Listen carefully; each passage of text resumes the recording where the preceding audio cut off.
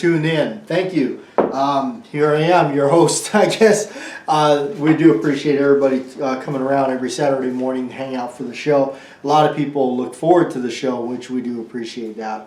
As we said before, you folks are definitely what make it happen. So, okay, we're going to go ahead and roll through some comments here. Not a whole lot of comments this time around, so we'll read what we have. Again, if your comment was not read, no particular order or anything like that. They just we're just going to roll through them. Again, you know, if your comment wasn't here, it's because either you did it after the fact of the taping of the show, or for some reason it got pulled. Lion Quest Fitness and I were talking about that once on one of the comments. He said, as he said, there's no rhyme or reason for it. Yeah, he is correct on that. So, okay, we have first up here, and we're going to rough it on the old phone again. Joe P, my man Joe P, swig of coffee for Joe, always, right?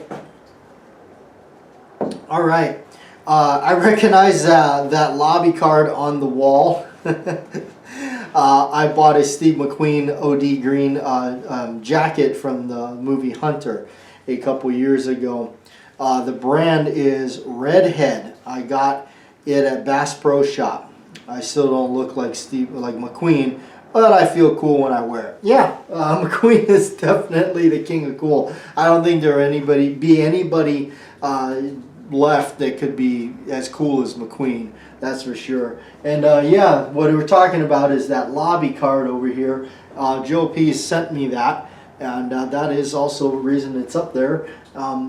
It's kind of neat because over the years I feel very lucky and very fortunate to have the fan base and the subscribers I've gained over the years of doing this. I've received a lot of gifts from a lot of you. That is really neat. In fact, that Ballastall box right there is a gift, and I've gotten some other things over the years. I just don't have them up here. I got a really nice 1911 like little picture thing that I got that Stephen, I want to say Steve K or somebody, no, or it might have been 454 Packer. I can't remember exactly the name, but they had sent it to me. I haven't seen a comment from them for a long time, but you know, there's been a lot of stuff. My friend Edward Petty has sent me some stuff that I still have, boxes with this stuff, you know, and I hope to actually try to put it in the background, because in the end, you know, that's really cool. I didn't ever think that it would reach anything of that kind of, you know, I guess status here of this channel. So doing that, so we do appreciate that, and I appreciate everybody that has done that, gifted us stuff. All right, Slimfire 54. Hope you're having a great morning and day, JW. It would be awesome to see your children on your channel. Yeah, I have to go get him out. He's getting old these days, but I guess if you're asking who my kids are or whatnot, no, I don't have any dogs or cats or anything like that. At some point, I probably end up with a dog when I get to the point of retirement, I guess. I have a pet rat. Yes, and he is rescued from being fed to snakes out here in the desert, which is really common. So I saved him, and he became one of my little best friends, and he's pretty awesome. He's about three years old. He's getting up there. So for him, for rat years, I guess. But he'll have to make an appearance. He is quite old. He's blind, so he's kind of lost his eyesight, so he freaks out a little bit when he's out, not in his normal environment where he's used to. Life is short, so do all you can do in a day and live for tomorrow. Thanks for the video, Slim. Yes, absolutely. You know, I always say, make what you can of every day, and hopefully, you know, for us like working stiffs, you know, hopefully you have a job that you don't despise too much, or you can at least tolerate to an extent that you can live with doing so, or doing the job. So that's important, because unfortunately that's the way it is. We gotta, you know, the working stiff, the working class community here that are slaving away for for the paycheck, living paycheck to paycheck. It's rough. It is, you know, and I have the ultimate respect for any, you know, all the 9-to-5ers, everybody that is slaving away at this, you know, at the grind, and you know, watching, you know, just attrition take place in front of their face, I guess. All right, the Crazy Scotsman says 100% right. There is way too much drama and division on here. It's sad to see, but I also believe some of it is the difference between the older generation and the new. We old school, rough and gruff type are few left in the world, where they are being groomed to be weak and useless. Yeah, you could definitely say that. You know, I'm not going to sit here and age bash or anything like that, because I've met worse in every type, I guess you could say, or every number. But there is maybe something to be said about people that are more, I guess, grew up more with social media and doing the commenting and keyboard warrior type deal on the internets and stuff like that. I guess maybe they're more used to that kind of a nature. Where I guess, you know, my days of, you know, growing up, being a teenager and whatnot, you had something to say to somebody, you said it right to them. You went up and met them, because there was really no cell phones. There was, you know, I mean, at our school campus, we had a payphone. So you drop I think at the time it was a quarter. My parents remember or at least I can remember what drop a dime meant. But yeah, I can definitely agree with you there. Eclectic, good morning. Have a blessed day, brother. I do appreciate that. And Lion Quest Fitness is chimed in, and he says, yep, the negativity on the internet can be very toxic. Miserable people love making others miserable. But times change and interests change. Keep growing in your interest and likes, and sometimes you'll come back full circle. Yeah, that is very true, you know. I mean, but yeah, you know what? I mean, I don't, you know, it's like, I always say this too, like, you know, if for any of us that do videos or decide to put ourselves out there and kind of do any kind of videotaping and production work, anything like that, I always say if you're not getting a few dislikes or angry comments, you're probably not doing something right, because you haven't reached enough people. Lord knows that my channel has definitely been completely adorned by negativity, by people that are just miserable or just jealousy that maybe I've done something that they're jealous of, which I can't imagine what that would be, because I haven't I don't look at my content as anything spectacular. I guess I don't know. Yeah, I guess it's somewhat, you know, flattering that somebody would want to either steal my video content and make a channel of their own, which has happened and is still happening. It's like, really? What? I can't believe I've done something that amazing that you would see some kind of something in it to rip it off or whatever. I don't get that. But no, Lion Quest Fitness has been doing an excellent job of making his revolver videos. Again, if you are listening there, Greg, remember I told you it's up to you now to carry on the revolver videos and whatnot, as I have retired from doing so. All right, Jeffrey Richardson, good morning. Swig of coffee. Bohemian Hunting Club says good morning. Yes, good morning to you. You know what? We're going to respond to you right here. Morning. How about that? Morning. Bohemian Hunting Club, good group of guys over there doing a lot of their hunting videos and whatnot. So that's really cool. You know, I know we've been talking a lot about you know, different things about the world and, you know, I guess in a sense life, my outlook on life and everything.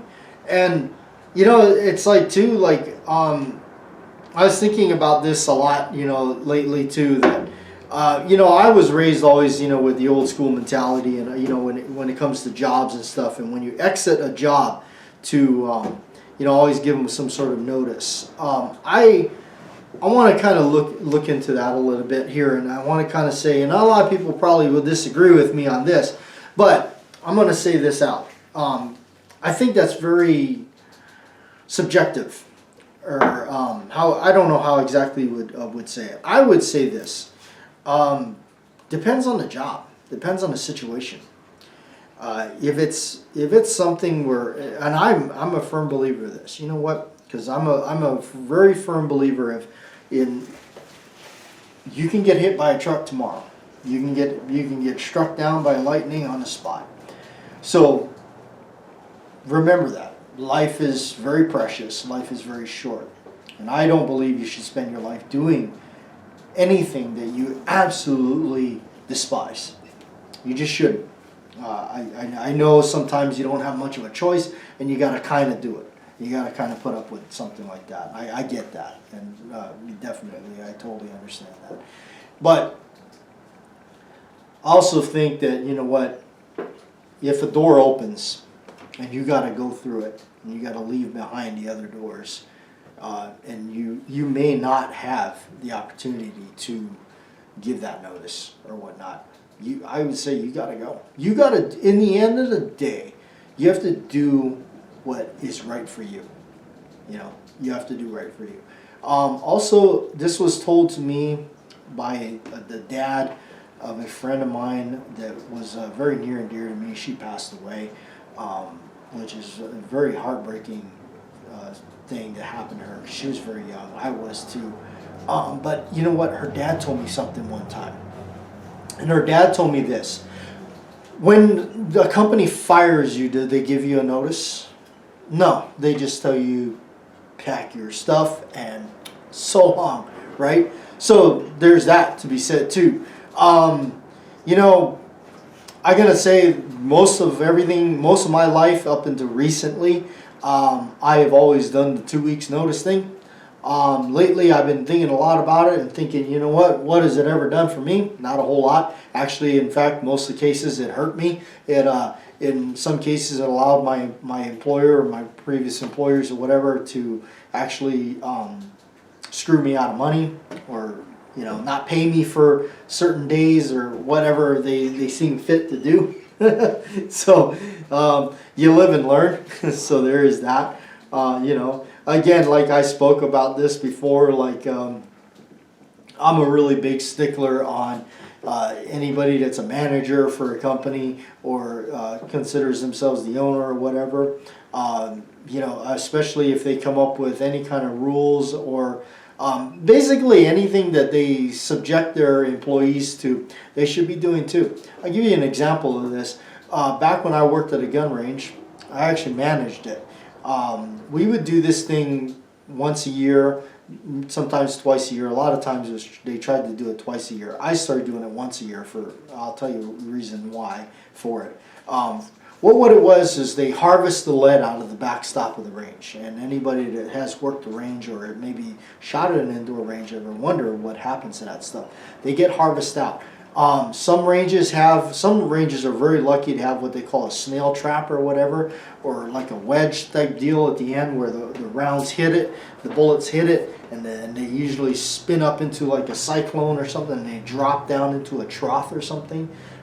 That's the ultimate, because then you just bring out the barrels out of there and just go, recycle it. In our case, or a lot of cases, it's mulched up ballistics rubber in the back, aka chopped up tires. Mark 1, Mod 0. Anyway, that stuff is there. I've done it both ways. I've done it where you shovel this stuff onto a conveyor belt, which then drops it in front of a high-speed fan, and the whole principle behind that is so that it'll blow the rubber pieces back up onto the berm, and then the lead will drop into a wheelbarrow. Hence, collecting mostly lead is the idea. But as we found out later on, the recycle center, it didn't matter. They still docked you for dirty lead or scrap lead cleanup or whatever. Anyway, this job is very brutal. You can imagine out there with shovels and wheelbarrows and stuff and collecting this stuff. It's very grueling. It's very brutal. You're in a full body suit. You're in a full hazmat suit. Your face, you're covered in this giant respirator mask with filters and everything on it. Head to toe, you were covered. So, as a manager, and this was a volunteer thing. It was always volunteer work.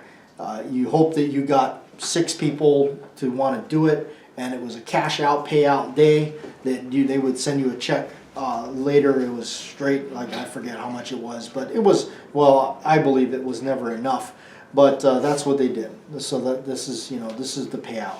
So, you'd ask people who wants to volunteer for it. Now, there was a position where, you stood watch when people were going in and out the door to dump this into the trough or whatever that they're going to take to haul it off to the recycle bin. The person that, usually the manager would do that job, stand guard, per se. I never did that. I always went out there with them. I went out there with them and suited up and got the mask on and everything and shoveled and sweated and body ached and messed yourself up, all out there with them, right alongside with them, because I never would ask my crew or subject my crew to something that I wouldn't do myself, or not be there right alongside with them to do it. This is what I would. But of course, if the 6 people, wanted to do it because they wanted the cash, I would let them. And if that's what they wanted, that's how many they had, I would, then I would, do the job thing. That was also a situation that could happen.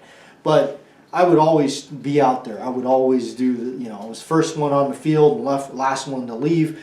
I was right there with my guys, with my crew, and made sure that they knew that I would be out there with them. If somebody crapped up the bathroom and messed it up bad with whatever accident or hopefully not malicious intent, I would never ask them to go clean that filth up. I would do it myself. It got to the point where I guess my crew was voluntarily going in there with me to help clean it up. I would never ask somebody to do that. That's just me. That's my, my moral feelings towards that and whatnot. I gotta say this, when I took management myself, and I kept most of my crew for a very long time, most of the people stayed with me, I gotta say this, that, how I went about my management and team leadership that I did, I led them to success. I managed them the correct way. I didn't micromanage because I felt like I hated that. I didn't want to do it. I understand some people need it, but I pride myself in trying to not have people like that on the team. And I will say this, the greatest thank you I had to all the previous managers that I've worked for was, I'd like to say to them, thank you for teaching me everything not to do. Basically, I did the opposite of every single one of them. I never, all of them, most of every manager I've ever worked for, one thing they taught me was exactly what not to do to people, because they were horrible to people. They had this big-headed issue. I don't know what the whole deal about that was, but this is stuff that I saw and happened. So, and and also too, as anybody in charge, you need to be able to do the job better than everybody else. Because the old saying, lead by example, right? Don't be leading from the back. Don't be subjecting your people to stuff that you're not willing to do yourself, or you're not doing yourself down there.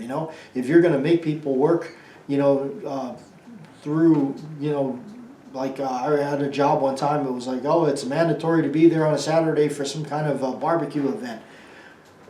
Okay, if you're going to do that to them, make sure that you're there too, and you're there before they are, and you're there after them. So the people that you're making go in, if that's their day off or something. So anyway, stuff like that. I've just always been a believer in that. But anyway, I got some cool movies here because you know what, you guys know I love the 1911 pistol, always have. And you can't not think about this without going through it. Now I'm talking about all the early Seagal films, and I know some people just hate this guy. You know what? I grew up in this era. This was me growing up. I watched a ton of these movies. These were brand new when I was when I was watching this stuff. This was in the theater. This was, the latest hot release on videotape. The one that everybody wanted to go rent on a Friday night.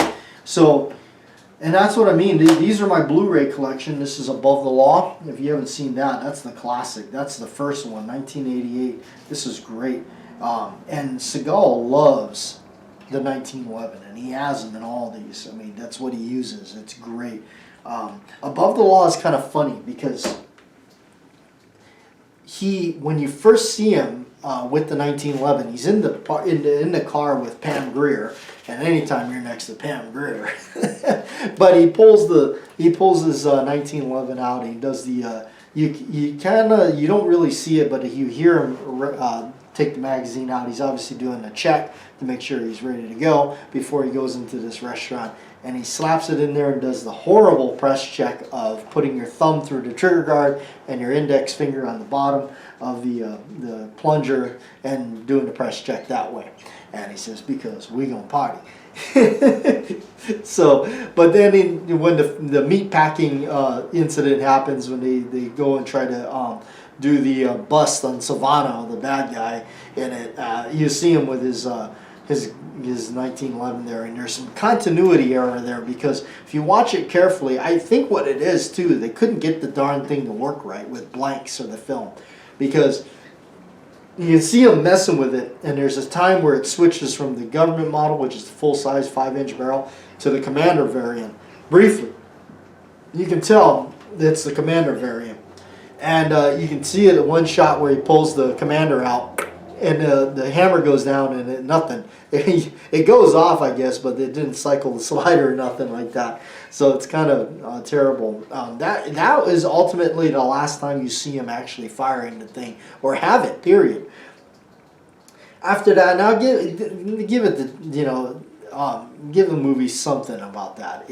Apparently they take his gun away from him, but if you watch when they actually go to his house and they go to take him downtown, as they say, and they take his firearm from him, it's not the 1911. It's like a SIG 226 or something like that. But interesting enough, but that film would have been better if he would have had more 1911 action in it. But of course, that's his very first one. Then moving on to Hard to Kill. Boy, this one I definitely remember because we had this on VHS. We bought this when it first came out, and boy, we wore this tape out. My grandma, this was her hero. My grandma always used to tell me, "Don't tell Grandpa." Shh. But Steven Seagal's my hero. This is great. Of course, it's got the amazing Kelly LeBrock in it, and of course, this is awesome because they got the original cover art from the VHS tapes. This is how when I first discovered Harriet's grips, because that's actually what he's got on it, is the skip checker grips right there. And if you guys are wondering what those grips are, they're Harriet D45 grips. That's what they are. That's what he's got, skip checker grips, the old classics. But yeah, there it is, Colt government model. Not sure exactly which one it is, but it's probably some kind of, it's got some custom work to it. The Above the Law was about after that he started, I'm referring to his early films. He started using more of a customized government model Colt of some sort. Hard to Kill definitely is there. It's got an awesome scene where O'Malley meets up back with him. He says, "Meanwhile, I thought you might take pleasure in this." Hands him his .45, and he blasts the heck out of some pots, and he says, "Every one of them." And then comes what I feel is one of his pretty darn decent films. I would say this one takes the cake as far as being one of my favorites. Out for Justice. Takes place in Brooklyn, New York, and that's where he's got that ridiculous accent in it, regardless of how you want to feel about it. But yeah, he's Gino Foligno in this one, wielding a Ithaca 37. He's a cop. It's a dirty job, but somebody's got to take out the garbage. Steven Seagal is out for justice. Ultimate bad guy played by the awesome William Forsythe. Just played an amazing job in that one. But Great one, because you know what? I mean, there's definitely some shoot 'em up in it for sure. The end, without a shadow of a doubt, is probably one of the coolest beat 'em up sequences you could see in a film. But that's definitely up there and one of my favorites because it's believable. That's what I like about it. It's so believable. And his early films were awesome. You got to remember, this was the box office draw. This stuff was, this was the best. This is a 3-pack.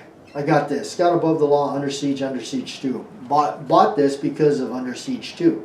And it's on Blu-ray. Under Siege 2, to me, is one of the most underrated ones.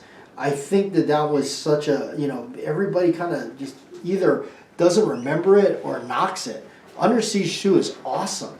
That's the one, he's on the train, and it's got Everett McGill in it from The People Under the Stairs in Twin Peaks, if you watch Twin Peaks. But Everett McGill is in it. He plays the bad colonel guy. And, man, I tell you, what an amazing fight sequence in the end. And I just love it. And, of course, he's got this real old school, like, World War I style 1911 in it. It's just amazing. It's a commercial model. It's probably like some ridiculous price for one of those. I didn't ever even want to look. So anyway, yeah, but that's of course, and if you like Mark for Death is good too. I like that one. I just don't have it out here. Gotta love the New York Reload in it when he's shooting in the mall or whatever in the jewelry store. Then he goes dry, slide lock, just tosses it, pulls out another one. Gotta love that. So, but anyway, I do appreciate everybody hanging out here, and here we are still doing the shows and everything. I do appreciate you sticking around for it and everything. So, hopefully you have a good rest of your day. Thanks for hanging out with me and talking about movies, because movies ultimately is really one of my favorite things to do in life. I spend a lot of money on DVDs and stuff. I collect a lot of the hard physical media. I'm a big collector of all that. I wish I would have kept a lot of my VHS tapes, but hindsight's always 20/20. And somebody actually wrote in a comment of one of mine, he says, we spent a small fortune trying to get back our childhood. So anyway, thanks for hanging out again. Appreciate it. We'll see.